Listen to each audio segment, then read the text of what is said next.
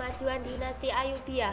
Dinasti Ayyubiyah memiliki peran penting dalam peradaban Islam selama ia berdiri.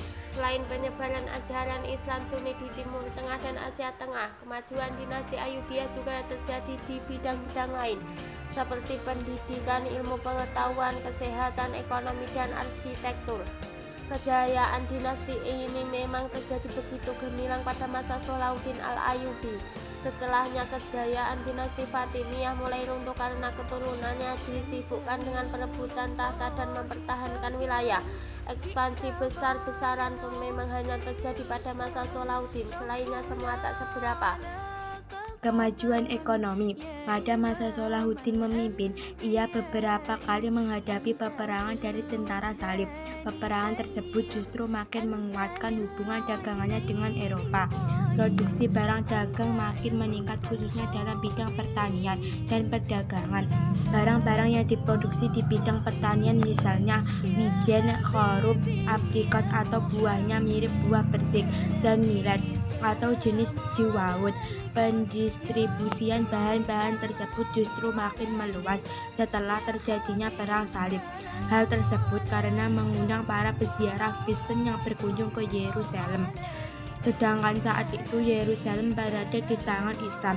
Selain tanaman-tanaman, terdapat juga kerajinan yang terbuat dari berbagai bahan seperti kaca, tembikar, dan emas juga meningkat. Dekorasi dan seni yang epik juga mengundang perhatian para peziarah. Selain alasan kemenangan Islam atas Yerusalem, hal yang menyebabkan ekonomi meningkat pada masa Salahuddin adalah jalur dagang yang berada di Laut Merah saat itu hanya bisa ditempuh oleh dinasti Ayyubiyah, sedangkan jalur tersebut melewati pelabuhan Mesir dan Yaman. Kemajuan pendidikan. Begitu juga dalam bidang pendidikan, kemajuan tersebut dibuktikan dengan adanya pembangunan madrasah. Lembaga-lembaga pendidikan yang dibangun bukan hanya bertujuan untuk pendidikan formal semata, melainkan juga untuk menyebarkan Islam Sunni. Pembangunan madrasah terjadi di berbagai kota seperti di Aleppo, Yerusalem, Kairo, dan Iskandaria. Bahkan, meski Ayyubiyah menganut teknologi Sunni dan bermazhab Syafi'i, pemerintah juga membangun lembaga pendidikan untuk mazhab-mazhab fikih lain seperti Hanafi, Hanbali, dan Maliki. Meskipun pembangunan lembaga pendidikan mazhab Syafi'i lebih mendominasi, tapi hal tersebut menunjukkan bahwa Salahuddin tidak menutup kesempatan kepada masyarakat untuk mempelajari mazhab lain.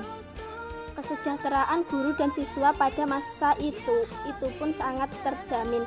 Para guru selain dibayar, mereka juga diberi tempat tinggal dan hidup bersama siswa. Siswa di sana juga diwajibkan untuk tinggal di asrama yang telah disediakan.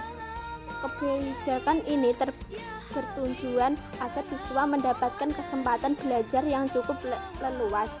Mereka tidak hanya mempelajari ilmu pengetahuan, melainkan juga keterampilan lainnya bersama guru. Intensitas pertemuan mereka dengan gurunya juga sangat banyak.